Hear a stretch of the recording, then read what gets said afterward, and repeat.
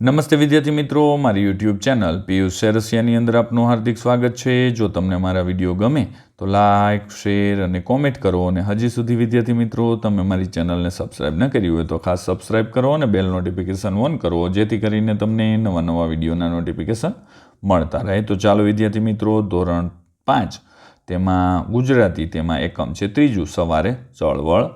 તો અહીંયા વિદ્યાર્થી મિત્રો પ્રશ્ન પહેલો, શબ્દ અંતાક્ષરી પૂર્ણ કરવાની છે। તો તેમાં પાકીટ, તો ટપાલ, લશ્કરી, રથ, થડ અને ડમરું, તો નાવિક, તો કપાસ, સસલું, લસણ, ફેણ, નાગ, ગણપતિ અને તિરુપતિ આવશે।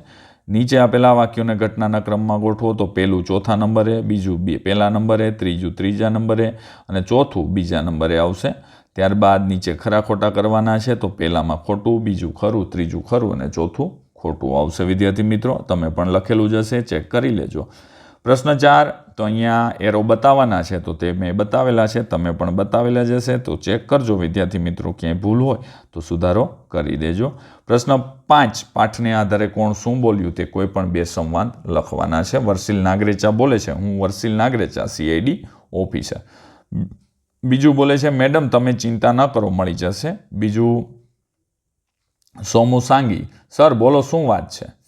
ત્રીજું છે, જાનકી બહેન બોલે છે, તે સોરી બબડેલો, મારું ડેબિટ કાર્ડ પણ નથી। ચોથું છે, સરિતાબેન, મારી બહેનપણીના પાકીટમાંથી કોઈ રૂપિયા અને કાર્ડ તફડાવી ગયું। 6 નંબર, પાઠને આધારે જોડકા જોડો। તો વર્ષિલ નાગરેચા CID ઇન્સ્પેક્ટર છે, સોમુ સાંગી રૂપિયા અને ક્રેડિટ કાર્ડ ખોવાયેલ વ્યક્તિ, વિજય ટંડેલ તો તે હોડી હાંકનારનો કોચ છે। ત્યારબાદ પ્રશ્ન 7, ઉદાહરણ મુજબ કૌંસમાંથી આપેલા શબ્દનો ઉપયોગ કરી વાક્ય ફરીથી લખવાનું છે। નર્મદા કરતાં ગંગા નદી લાંબી છે, ગંગા નદી કરતાં નર્મદા ટૂંકી છે। ગિરનાર પર્વત કરતાં માઉન્ટ આબુ ઊંચો છે, તો એમાં આવશે માઉન્ટ આબુ કરતાં ગિરનાર નીચો પર્વત છે। ત્રીજું છે, લાકડા કરતાં લોખંડ વજનદાર હોય છે, લોખંડ કરતાં લાકડું હલકું હોય છે। વિજેતા હોડી તમારા હોડીઓ કરતાં આગળ હતી, તો તમામ હોડીઓ વિજેતા હોડી કરતાં પાછળ હતી।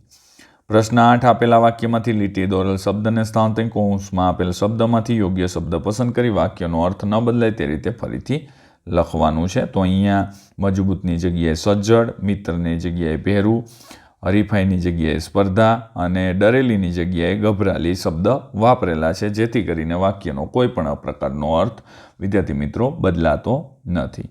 પ્રશ્ન 9, ઉદાહરણ મુજબ બે વાક્યોને જોડનાર પદને અલગ તારવો। તો પહેલામાં સંયોજક અને બીજામાં સંયોજક કે, ત્રીજામાં કે અને ચોથામાં અથવા સંયોજક તરીકે આવશે। પ્રશ્ન 10, નીચેના શબ્દોને વર્તુળ કરવાનું છે, તેમાં શબ્દ શોધવાના છે। પહેલા વિભાગમાં રઢિયાળું, આડું અવળું, જડબે સલાક અને વિજય, બીજામાં સીધું શટ, પરાજય, કદરૂપું, ઢીલું ઢસ, તો અહીંયા તે શોધેલા છે અને તે પણ લખેલા છે। ત્યારબાદ આગળનો પ્રશ્ન છે કે ભાઈ 11 નંબર, જાસૂસ કોને કહેવાય, તે શું કામ કરે તે મમ્મી પપ્પા પાસેથી જાણીને લખવાનું છે। તો અહીંયા છે કે જાસૂસ એ એવી વ્યક્તિ છે જે ગુપ્ત રીતે માહિતી એકત્ર કરે છે અથવા તો કોઈ ચોક્કસ હેતુ માટે દેખરેખ રાખે છે। તેનું કાર્ય માહિતી એકત્ર કરી અને ગુપ્ત રીતે માહિતી ભેગી કરવાનું છે। જો કોઈ વ્યક્તિ, સંસ્થા અથવા દેશને લગતી હોઈ શકે છે, તેઓ ઘણીવાર ગુપ્ત કામગીરીમાં સામેલ હોય છે, જેમ કે ગુનાઓનો ઉકેલ, સુરક્ષા સંબંધી માહિતી મેળવી અથવા રાષ્ટ્રીય સુરક્ષા માટે કામ કરવું।